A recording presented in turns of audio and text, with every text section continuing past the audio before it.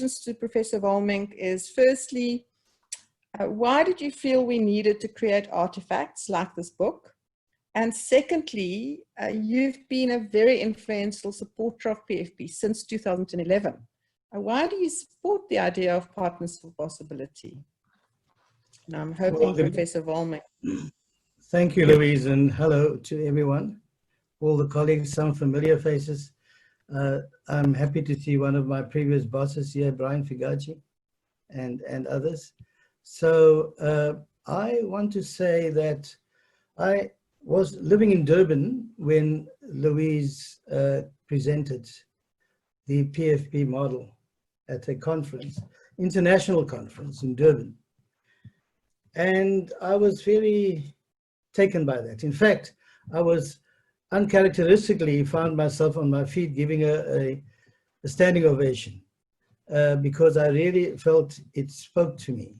These elements in the model was exactly what I thought should be in an educational intervention. And I know there was another part that I like, and that is that she made the point that in a country like ours, we can be mesmerized by the problems, and we all are aware that there are many problems, or we can see possibility in all of that. And we can only do that through partnership. And so the idea of partnership for possibility is not only focused on school, but is actually focused on society. And I felt, I had another conversation with her a year later, and I felt that this has to be made an artifact, the story of PFP, because many people have good ideas, but when they're not there, the ideas disappear because it has not been documented. And the other reason is evidence. We need evidence and we need to hear the voices of people so that we can see that this is something that works. So thank you, Louise, for inspiring me. In the country, we all need hope and we all need inspiration. And I want to say thank you to you and your team for making a difference in my life. And that's why I did that. Why I like the model? Well, there are many, many reasons. And I think that, you know, the PFP program addresses some of the fundamental challenges that we face as a country right now. We're in a leadership crisis, a leadership not only politically, but leadership in education. And we need a program like PFP to remind us that we need to be active citizens and that we need to build a nation. Ultimately, it's about nation building. We're building a new nation.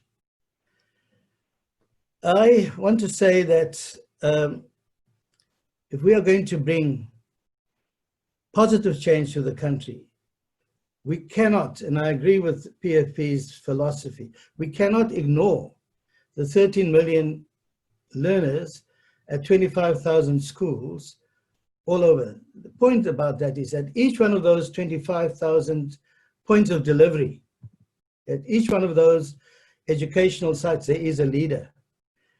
And that is called the principal. And PFP is an initiative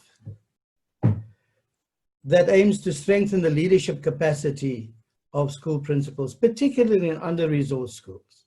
And I applaud that. And that's why I like this program. Just one or two more things. PFP is not just strengthening principles, but PFP is also strengthening the fabric of South African society because it provides a structure for leaders from different backgrounds, from education and business, in different socioeconomic realities to come together and work in the community and make a difference. I like the fact that business leaders are challenged through the PFP to leave the comfort of the air-conditioned corporate offices and spend time in under-resourced communities. That's a real challenge. You need a lot of courage to do that. And they experience some of the harsh realities of this country. You experience it there. And so in communities all around South Africa, these business leaders are helping to mobilize other citizens to do the same.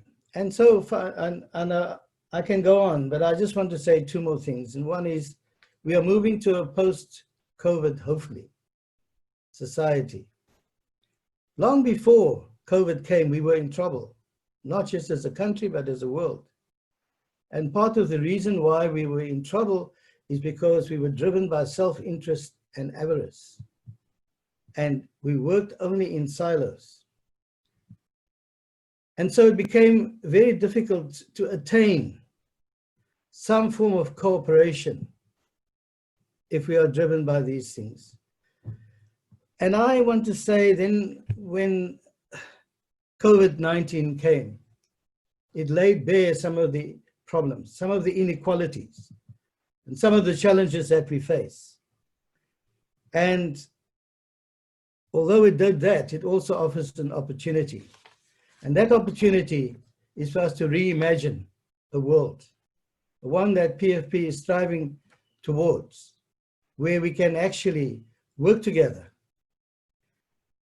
as active citizens around significant issues, such as the educational crisis.